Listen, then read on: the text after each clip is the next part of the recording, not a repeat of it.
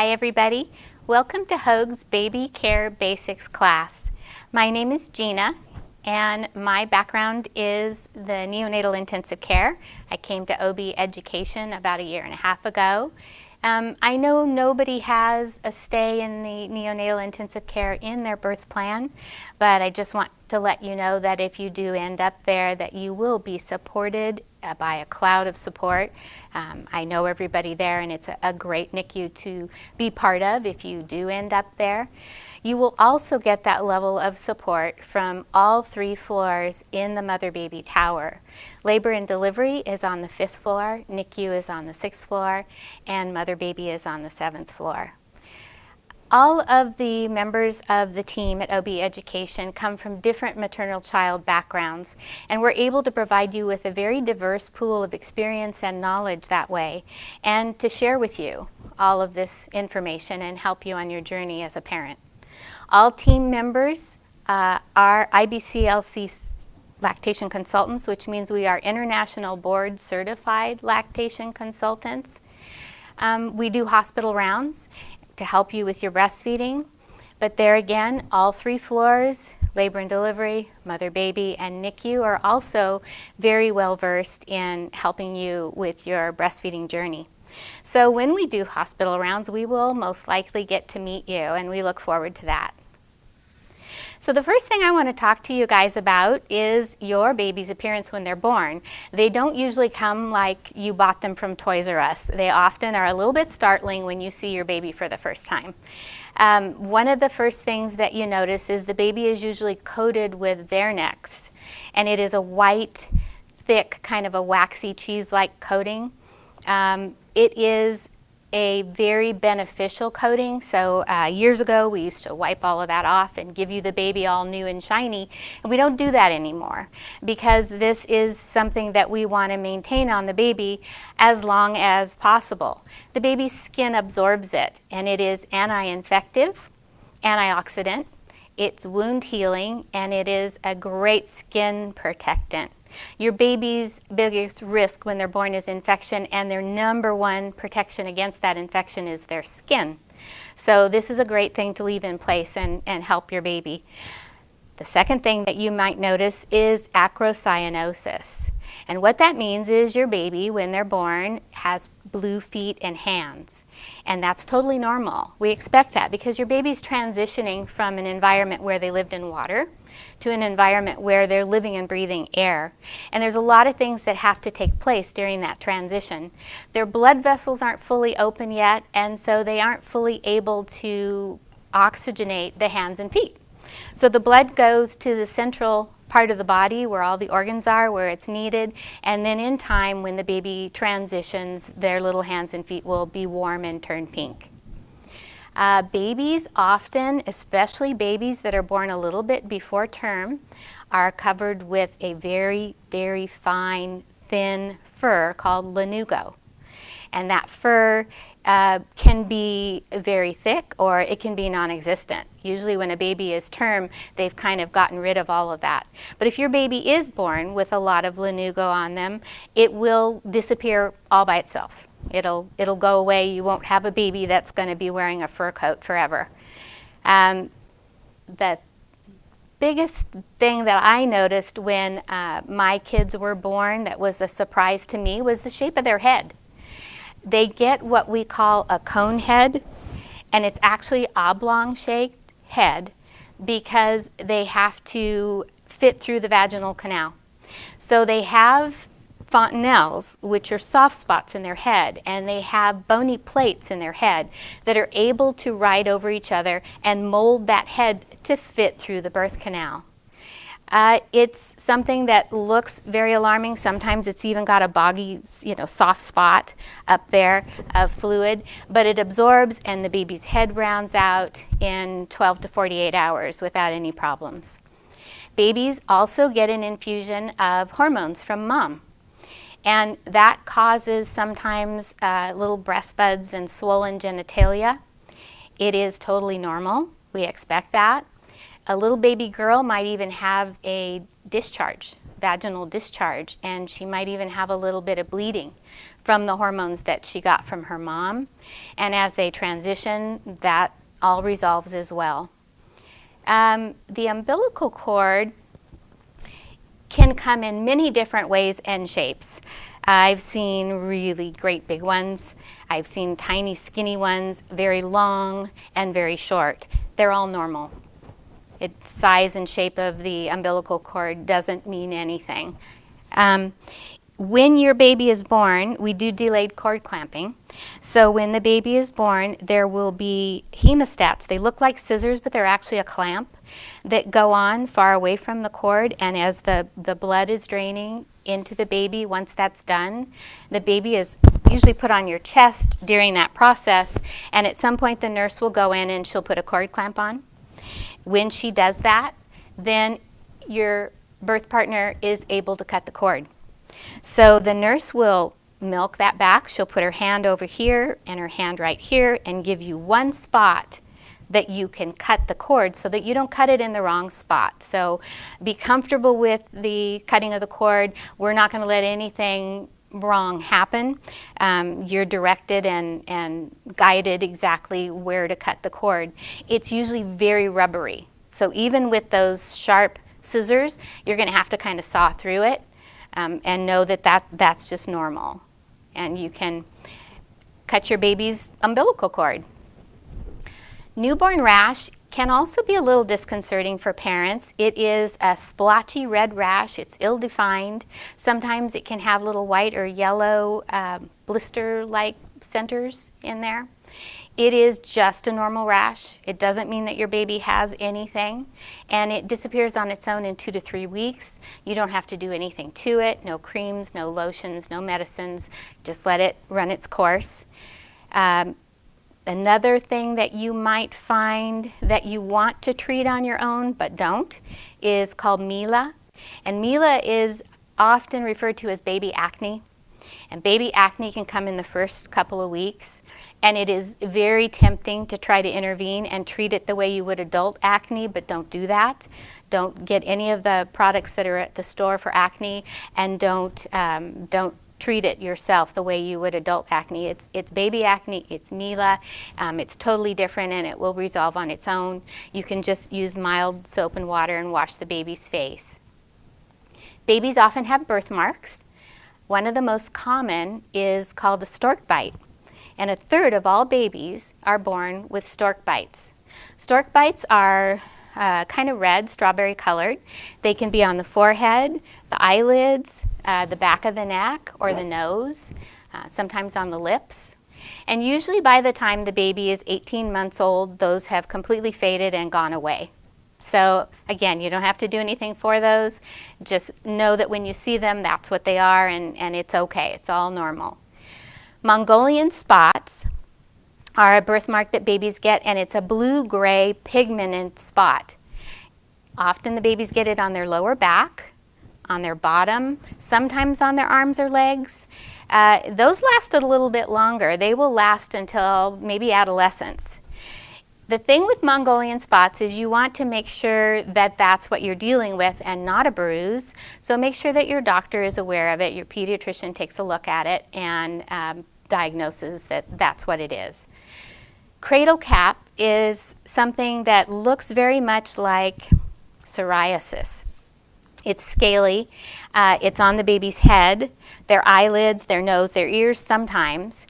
And you have to resist the urge to take those scales off. We don't want you to do that. But what you can do is you can use coconut oil, olive oil, baby oil on the baby's hair and gently massage it in there. You can kind of loosen those flakes if you want to. And then after you have done a gentle massage, don't rub or scrub, just a gentle massage, then you can wash the baby's hair and wash that out. With Cradle Cap, it's a good idea. Most doctors recommend that you give the baby, you can wash their hair once a day. And that resolves on its own as well. Usually about, it depends, a couple of months it can take. Strabismus is the eyes crossing. And babies don't have their neurological development complete yet. Their brain is growing exponentially. So it is very, very common for their eyes to wander and cross. They can look right at you and be smiling while their eyes cross. And it's okay. It's not going to stay that way. By the time the baby is 3 or 4 months old, their eyes should be straight and parallel. And by 3 or 4 months old, if they haven't resolved the tendency to wander and cross their eyes, then it's something that you might want to have your pediatrician take a look at and see if there's anything that he might recommend to help. Cord care, we talked about cutting the cord and the cord clamp. Before you go home, that clamp will be removed and the baby will just have a stump. You will hear from aunts and grandmothers and people from years ago that you need to put alcohol on that cord to take care of it. And we don't do that anymore because what we found is alcohol is a toxic substance and the baby absorbs that in their skin. So we don't use alcohol on the babies anymore. It will heal all by itself. And you let it dry and fall off by itself, usually about within a week. Until that happens, you're going to be giving the baby a sponge bath. So a sponge bath while the cord is healing until it falls off completely. If that cord develops redness or inflammation or has any kind of drainage or foul smell, then it's something that you want to bring to the attention of your doctor to look at. That shouldn't happen, and you want to be able to fold the diaper well below. You can see this little one right here. The diaper is well below where the umbilical would be. So keep the diaper underneath so it doesn't rub on it. As far as circumcision, if your baby has a circumcision, we also are going to wait for the bath, a submergent bath. Circumcision has to heal before you can submerge bath the baby, so you're going to sponge bathe them. Circumcision care depends on the method of circumcision that has been used. Pretty much 2 main ones that we use now in the hospital, and one is called the Plastibell, and it is a little plastic ring that the foreskin is attached to with a string, and there's no aftercare for that at all. You just keep it clean and dry, and that ring will drop off all by itself. And when that happens, then you're okay to give the baby a submergent bath. If you have the Gomco will require Vaseline. And the Vaseline is just to protect the glands of the penis from sticking to the diaper. So your pediatrician will make the decision on what method he uses, and if you decide to have a circumcision, he will talk to you about that and give you all that information before you make that decision. Diapers. Babies go through 10 to 12 diapers a day. Diapering your baby and feeding your baby are the 2 busiest things that you're going to be doing from now on, and then trying to sandwich sleep in there somewhere too. So something we do in the NICU that works really well with babies that protects your surface is something that you can do with babies all the way up until they're a year old. And we open the diaper, open the tabs, and slide it under the baby before you remove the diaper that you're going to replace.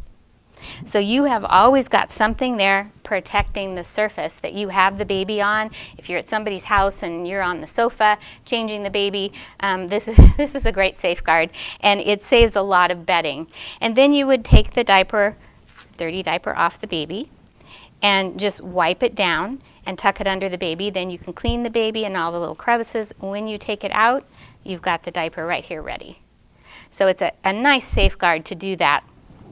If you have a little boy, you need to make sure that you clean all around the baby's legs and around the scrotum. The scrotum can get a really bad rash on it if you don't clean that well all around there. And for a little girl, you want to make sure to clean front to back. And again, clean all the crevices all around. If your baby you think needs a little bit of cream to help them, you're worried about diaper rash, but they don't really have a diaper rash, so it's really something that you're doing to prevent it, then you can use any of the ordinary Vaseline A&D. A&D is just basically Vaseline with A&D vitamins in it. Any of the companies that have something like that that you choose to use is great as a preventative. If your baby gets a bad rash, if they're really getting a redness that looks like it's going to get worse, then you need to use a barrier cream. And a barrier cream is a thick cream like butt paste or A&D, any one of those. And when you apply that, you're going to apply that in a very thick layer on the baby. You're not going to rub it in like cream. And you leave that thick layer on there to protect them from stooling. If your baby has just a wet diaper, you don't have to clean them with wipes. You only have to do that if they stool. As far as bathing your baby, remember how I said the most important protection they have against infection is their skin? Well, they have an acid mantle on their skin that is very protective. And if we bathe the baby too often, we can disturb that acid mantle and we can destroy the protection they get from that. So we only bathe the baby about every 2 to 3 days. And when you bathe them, kind of the most important thing to always keep in mind is you never, ever, ever want to leave your baby alone. You want to make sure that you have gathered all of your supplies.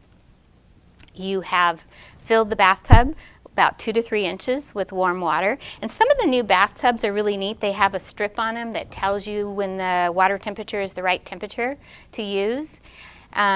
But you just want warm water about 2 to 3 inches. You want all of your supplies there. You want the towel, the washcloths, everything you need before you get the baby. And then you get the baby. You also make sure there's no drafts and the room temperature is a good temp. So babies are really slippery in the water. So what I like to do, this works for me and you may want to try it, is 2 washcloths. And 1 washcloth is a barrier between me and the very slippery baby. And you can hold them with your hand, and we also do this with Breastfeeding Hold. You can put your hand against their shoulder blades and wrap their fingers around their jaw, and you've got a really good grip on that baby. And if you have this between you and the baby, you also don't have to worry about the baby being slippery. And then you wash from the face down. Wash from clean to dirty. Wash the baby's face and all the way down. You've got your baby wash and you've already opened it, so you can put it on the baby and wash them, and all that is good. And then when you go to do the backside, you put your hand on the chest and up to the same points on the baby's head and turn them over, and you can wash their little bum and their back and their neck, and all that is good. Then take the baby out, swaddle the baby, and you can hold them like this with a diaper and a swaddle to wash their hair.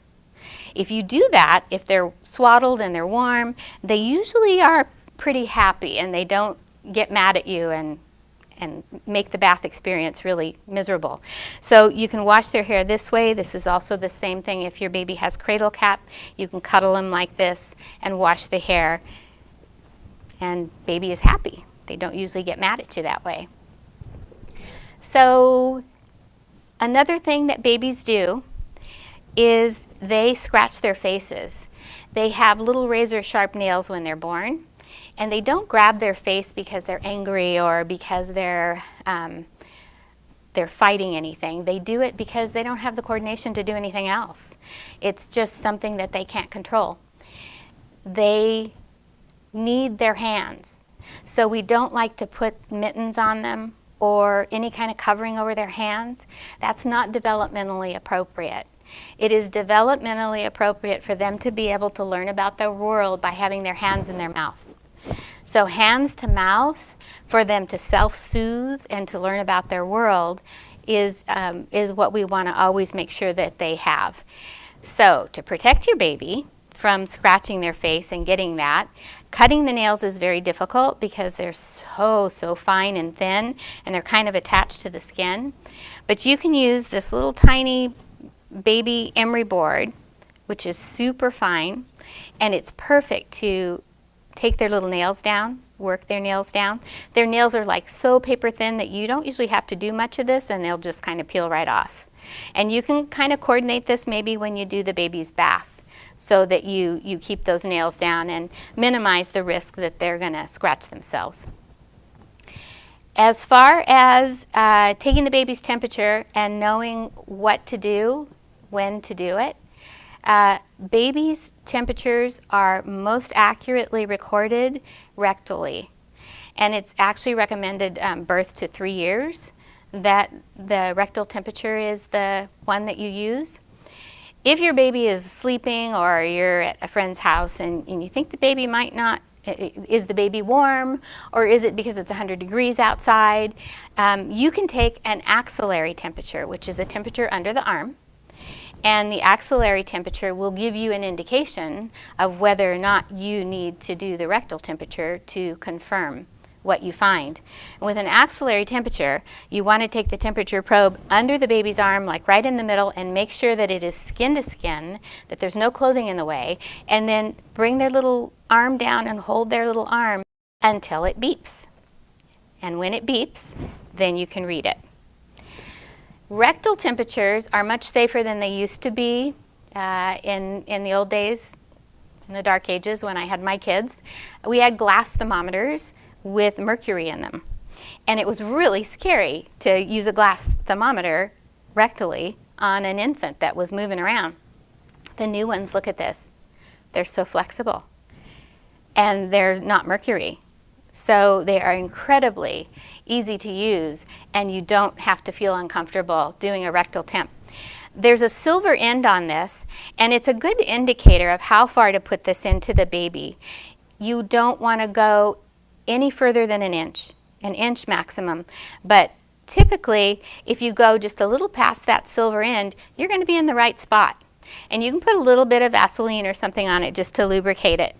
There are a couple different ways to take the baby's temperature. Probably one of the easiest is to swaddle the baby's upper body and give them a little pacifier and take their knees, bring their little knees up and put the pacifier, thermometer in rectally and hold it, kind of hold their little bum cheeks closed until it goes off, and you're good.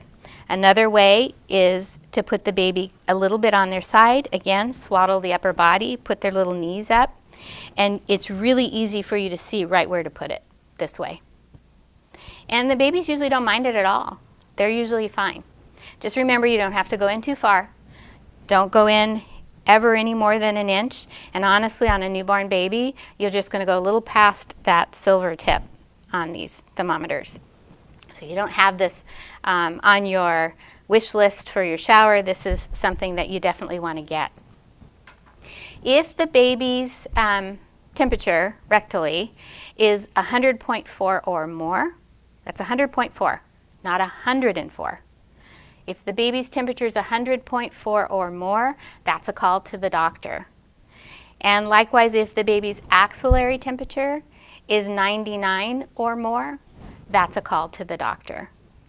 So there's a couple thermometers that I know you all are going to want to ask me about, and we'll do some questions at the end of the class. Temporal artery, which is the forehead, is one of the popular thermometers that's out, and it's a great thermometer, but it's not accurate for anybody under 3 months of age. So once your baby is over 3 months of age, then you can use the forehead, the temporal thermometer. Tympanic is the one that people use for the ear, and it's also a great thermometer, but it isn't accurate in the small ear canals of a baby, of an infant.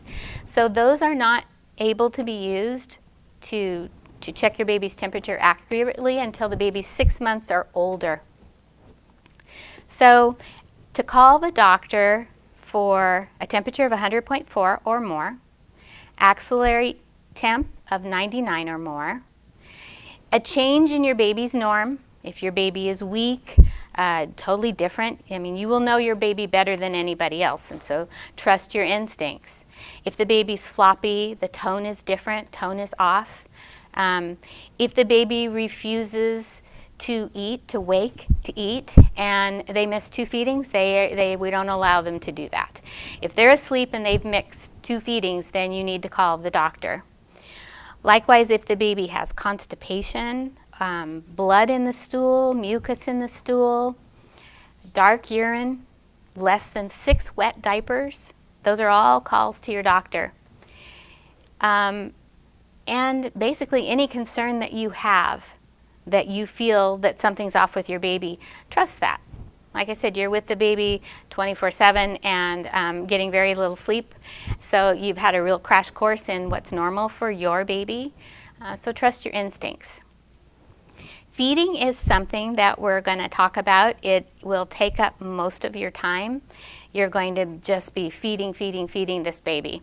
And if you have decided to breastfeed, we believe that a baby that's awake that first week or two should be at the breast. Wake baby is considered a hungry baby. You can feed the baby 8 to 12 times in 24 hours, and 2 or 3 of those feeds are going to be on nights. I'm sorry, but they are.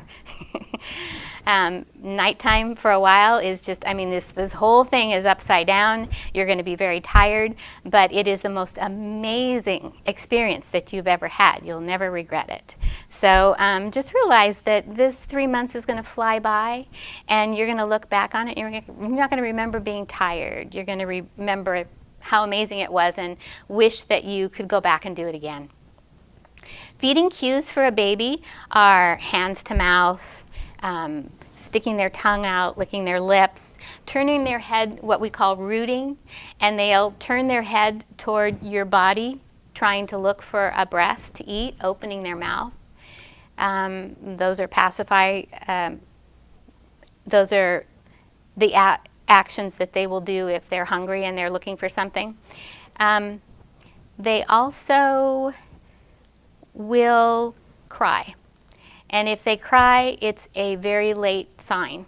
And if they cry, we've missed all those other cues that they have. We kind of have to calm them down, especially if they're breastfeeding. Just put them on your chest and just calm them down before you try to breastfeed them or feed them from a bottle. Pacifier is okay if the baby has established breastfeeding well, is latching well, transferring milk, and your milk supply is in, and the baby is having normal stools and wets and all is good, usually about 2 to 3 weeks, then you can introduce the pacifier. Don't use the pacifier in place of a feed. It's okay to use it after a feed. You cannot spoil this baby. They don't, there again, have the neurological completion yet to be spoiled or to say, hey, I'm going to cry and mom will come and get me. They can't do that. You can't spoil them. So it's okay to hold them. It's okay to carry them and to wear them as much as you want. You or your partner can do skin to skin at home just like you do at the hospital. And it's very soothing for the baby. They love it. They pattern their breathing after your breathing and heart rate after yours. And it is a little bit like being back in the womb where they can hear that heart rate. So little thing also about the pacifier helps with GI motility. So if your baby has a sick stomach, upset stomach, or a lot of gas, it's a little bit like you or I with an upset stomach or after having Thanksgiving dinner, having a piece of peppermint gum. And that's what happens with the pacifier with the baby. It helps them pass what they need to, that the GI motility. It also helps them to handle hiccups if they get hiccups, and it reduces the risk of SIDS, sudden infant death, if you give them the pacifier as they're going to sleep. Tummy time is a real pleasure. Babies don't usually like it in the beginning, so sometimes what's nice with tummy time is you can do skin to skin. You can have the baby on your chest and just kind of lean back, and they get to develop all these muscles, holding their muscles in their neck up and trying to look at your face and see you. And this counts as tummy time. Cuddle them like this, skin to skin, leaning back. It's good for the baby and it's good for you. From the moment the baby's born, we'll start tummy time. And we want them to have about 30 minutes in the 24-hour period. And they, like I said, typically they fight it a little bit. They like the skin to skin. They like that position. But you can break it down. So it's not 30 minutes all at one time. It can be 5 minutes here and 6 minutes here. And as the baby gets a little bit older and they start to tolerate that tummy time better, you can put them on an activity mat. You can carry the baby. This is tummy time. You can hold the baby like this and carry them and pat them, and they love this. This is like a tummy time for them also. They need this to develop the muscles that for their neck and for crawling.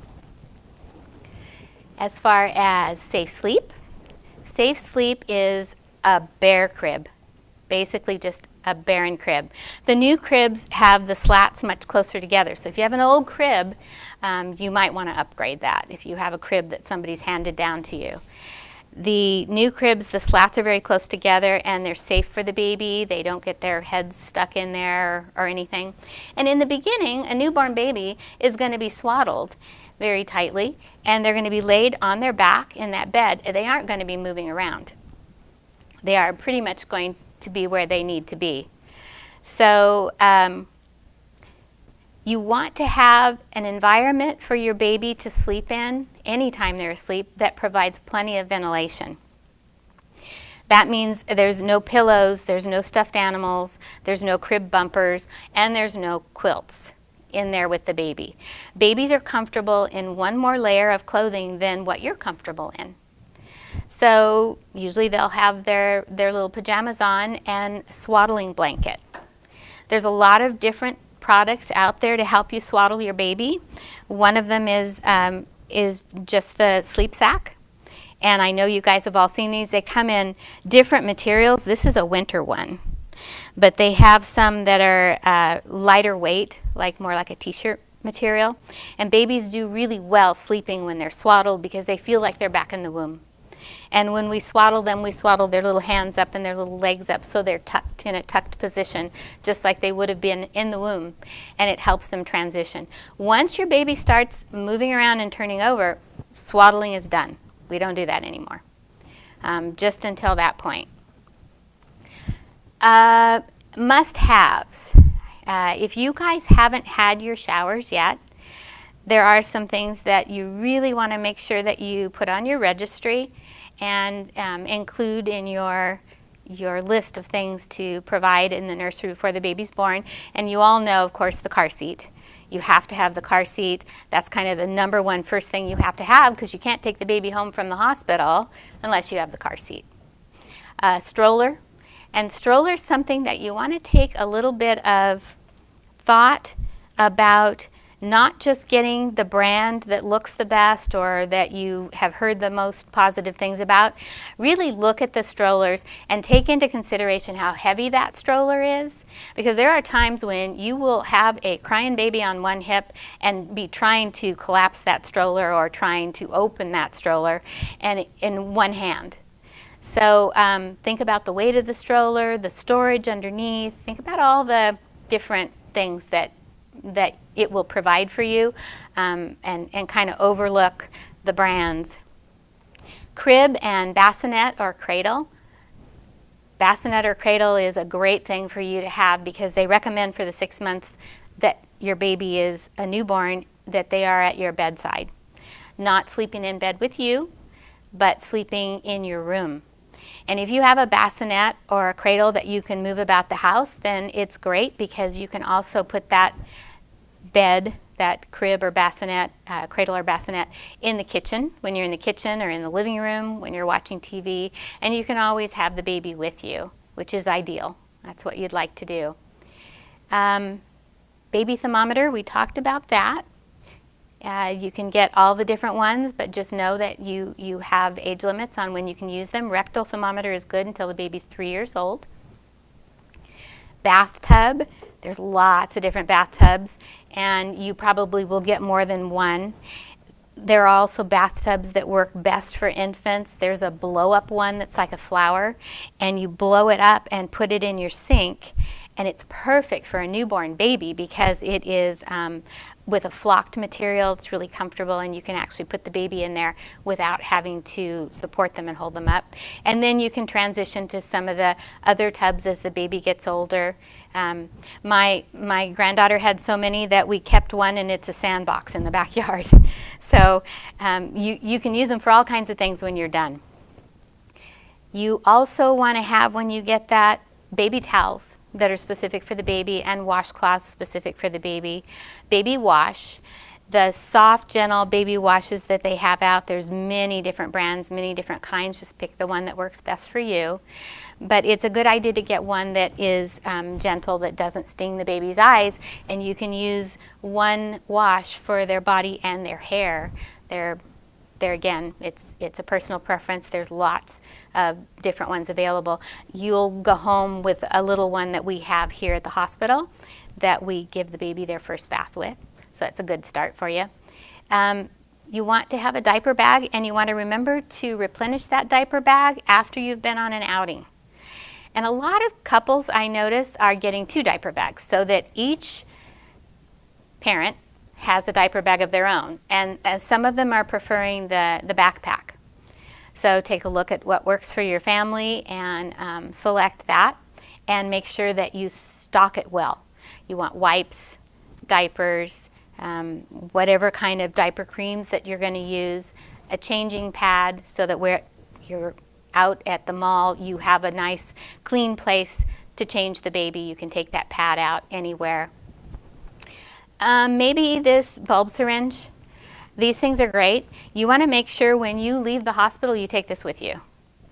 My daughter had a baby that got sick early, a couple months old, and she called me when I was at work and said that the baby's having some issues. And I said, grab your bulb syringe. And she said, my what?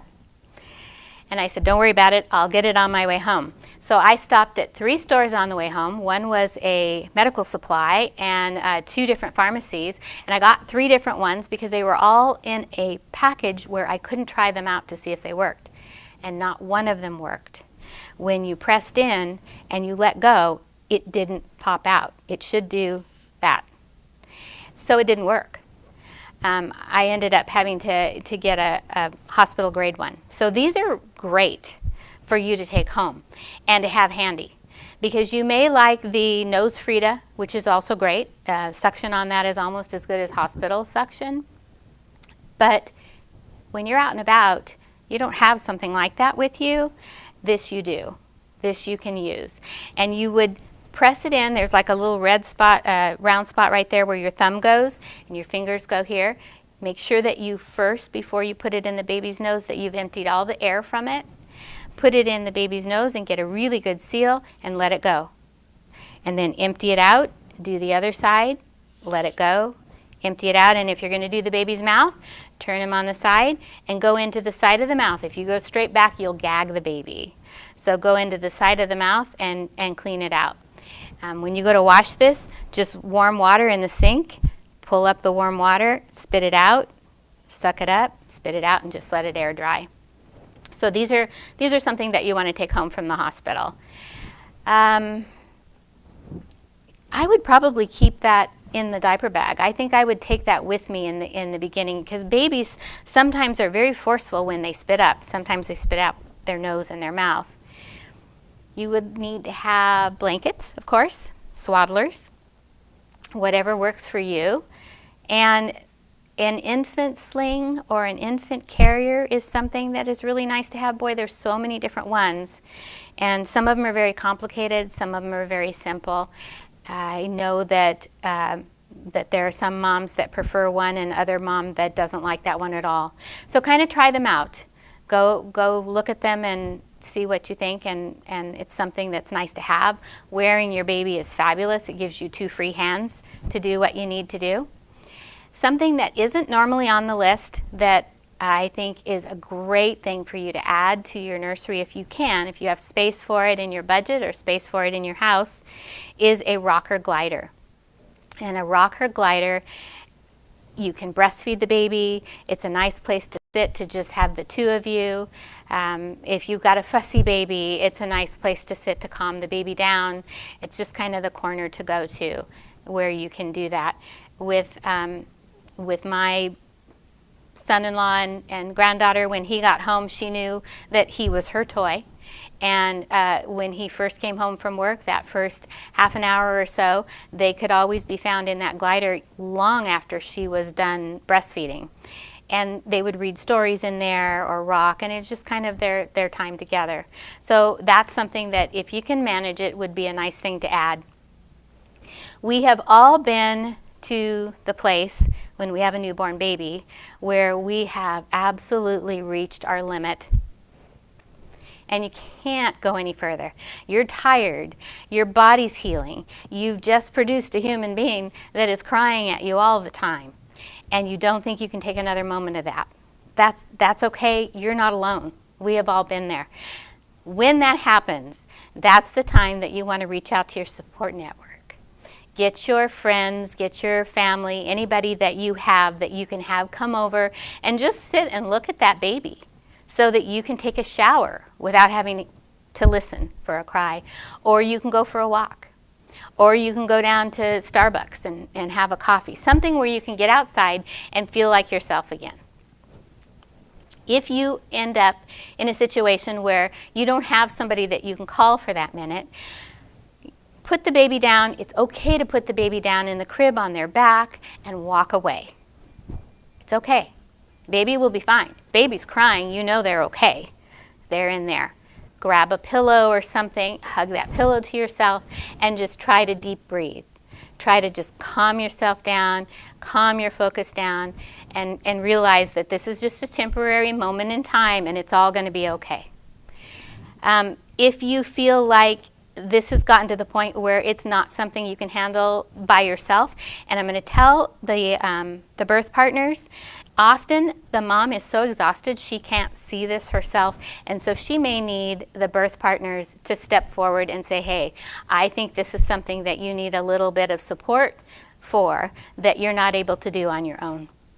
So if you do, there is a maternal mental health line that we have, and there is a group that you can talk to that are very good at helping you transition through that stage.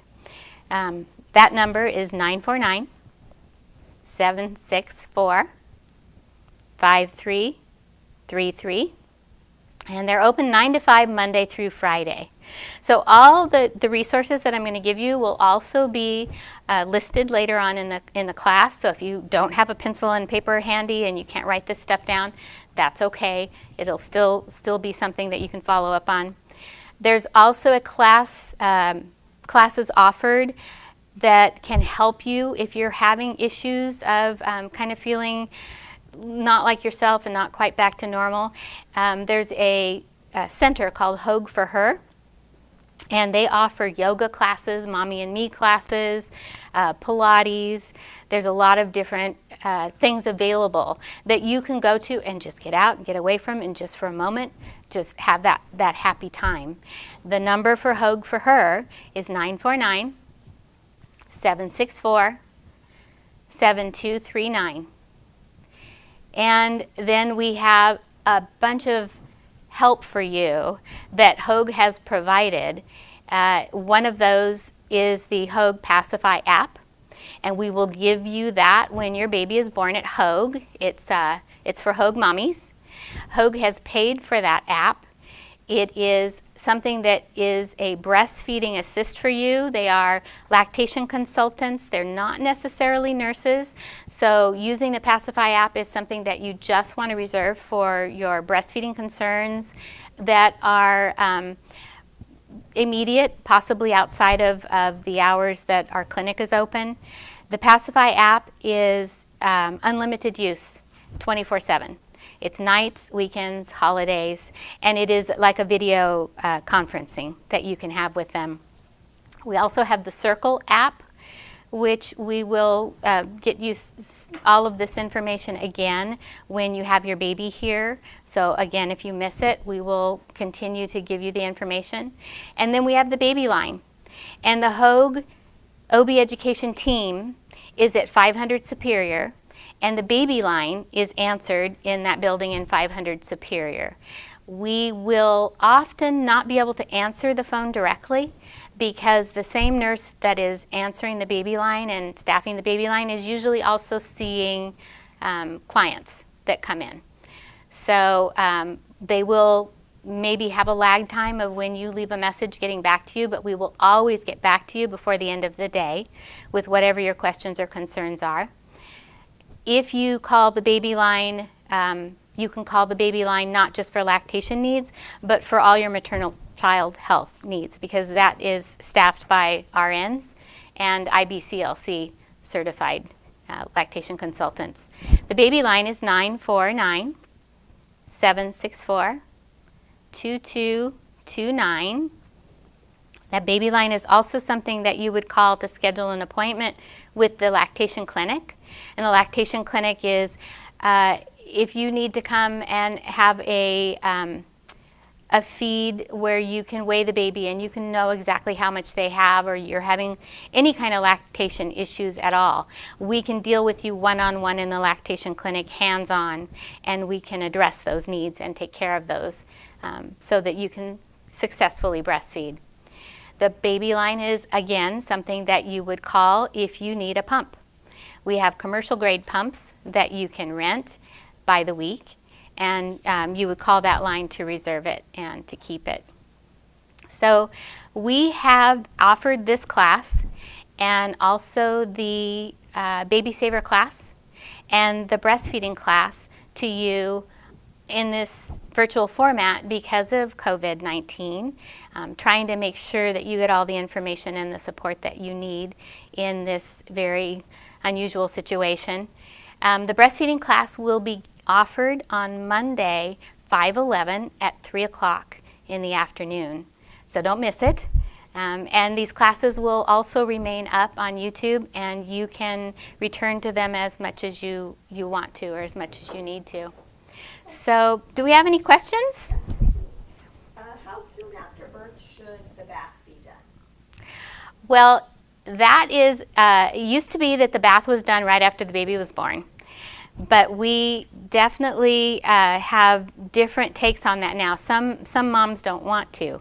But it's your mother-baby nurse will help you give the first bath, and I totally recommend, it's a great idea to do that bath in the hospital before you go home.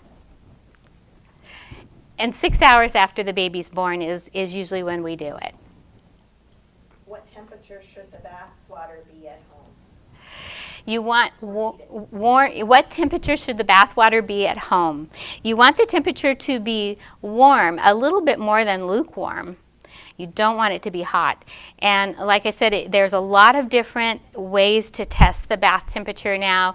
There are several different thermometers that are just for that, and sometimes there's a sensor on it.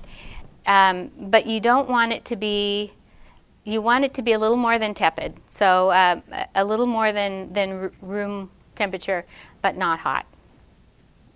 In regards to the vernix, when should we bathe them at home? That's a good question. In regards to the vernix, when should we bathe the baby at home? The vernix absorbs pretty quickly. Usually by the time you go home, it's almost completely absorbed. It doesn't wash away easily. It is really sticky and waxy. And so you may have some residual in the creases of the baby's legs and arms and so on, but you really don't have to monitor the bath around that. What about putting baby lotion on baby acne? What about putting baby lotion on baby acne? I don't recommend that. We don't recommend you put anything on it. And a little thing about baby lotion by and large has chemicals in it. And the beautiful acid mantle that the babies are equipped with is easily broken down by those chemicals, and you can destroy that acid mantle. So baby acne is just kind of something you've just got to wait and let it resolve. You can use gentle, mild shampoo or wash on the baby's face and let it run its course. When is the circumcision done? Is it done before we go home? When is circumcision done, and is it done before we go home? Yes. And very rare circumstances is it not done. If a baby has an issue that maybe a urologist would be a good bet for doing the circumcision, then sometimes it isn't. But we usually do the circumcision the day the baby goes home. And we wait until the baby has a wet diaper before we send you home. and teach you the care, and you'll feel very comfortable taking the baby home. How do I have to use diaper rash cream with every diaper change? Do I have to use diaper rash cream with every diaper change? No, you don't. As a matter of fact, in the NICU, we never use it unless the baby has got a rash developing. So if you feel comfortable using it, a lot of people just like to use it prophylactically just to kind of protect the baby, but you don't have to. Okay. How long do I have to wake my baby to feed them? How long do I have to wake my baby to feed them? The first 2 weeks of age, we want your baby to be regaining all of the weight that they lost when they were born. We expect them to lose weight when they're born. A lot of that is water weight. But by 2 weeks of age, we want them to have regained their weight back to their birth weight. So for at least the first 2 weeks, you're never going to let the baby go more than 3 hours without feeding the baby. And if you're breastfeeding, you need to wake the baby up to breastfeed anyway to empty the breast. So a lot of times it depends on the baby themselves. Some of them will continue to wake to eat at 6 months, and some of them you will have to wake up. Some of them just sleep really soundly. You're going to kind of use your pediatrician there as your guide. He's going to be monitoring the baby's weight and the baby's developmental cues and advise you on that. When can you start tummy time, and does it have to be on an activity mat? When can you start tummy time, and does it have to be on an activity mat? Tummy time starts the moment the baby is born. You want to do at least 30 minutes in 24 hours. It does not have to be on an activity mat. Babies usually don't like that until they're a little bit older. So break it down and do tummy time different amounts of time that the baby can tolerate. What about the snoo and the dock-a-tot? What about the snoo and the dock-a-tot? Those are really questions that we hear often. Everybody is interested in those, and I can tell you that they have not been proven to be safe, and we don't recommend anything that the AAP has not sanctified, and they have not, so we can't recommend it. When can we use a sling or a carrier to hold the baby? When can we use a sling or a carrier to hold the baby? There are a lot of different slings and carriers, and they are usually rated for the sizes of the babies, the weights of the babies. Babies that are newborn shouldn't be facing out. They should be facing in your chest. They should be in a nice little tucked position. So you can kind of use the guide of the item that you're buying, but recommended that the baby be facing you when they are newborn. When do we need to pick a pediatrician? When do we need to pick a pediatrician? You need a pediatrician when you're in the hospital.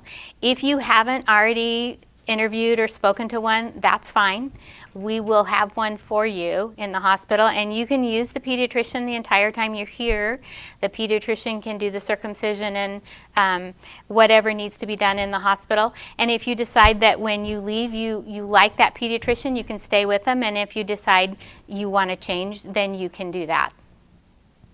That's it. They can call baby line. Okay. If we missed their question. And so if we missed your question, we have run out of time, I'm sorry, but you can call the baby line. You now have that baby line. It's a wonderful resource, and keep it close and handy, and we'll be there for you.